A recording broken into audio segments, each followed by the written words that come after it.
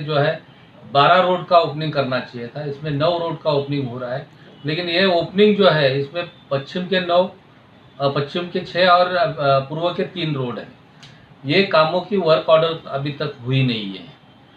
तो ये जो प्रोग्राम आज लिया जा रहा है ये गलत है, क्योंकि कोई भी प्रोग्राम पूरी मंजूरी के साथ वो काम का पूरा वर्क ऑर्डर जब तक कार्यान्वित आदेश नहीं होते उसका ओपनिंग नहीं कर सकते। लेकिन यहाँ पर कोई लोग जो है श्रेय लेने के कारण काम करते नहीं, लेकिन विदाउट काम किए श्रेय लेना चाहते हैं और इसके लिए ये ओपनिंग का कार्यक्रम घाई घाई में कर रहे हैं। और वहाँ भी सबको साथ में लेके करना चाहिए, वहाँ किया नहीं जा रहा है।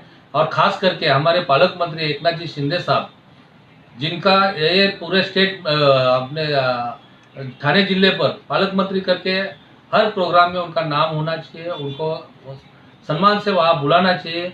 वैसा ये हुआ नहीं है और हमारे पालक मंत्री का वहाँ पर अवमान किया गया है। इसके लिए हम जो है शिवसेना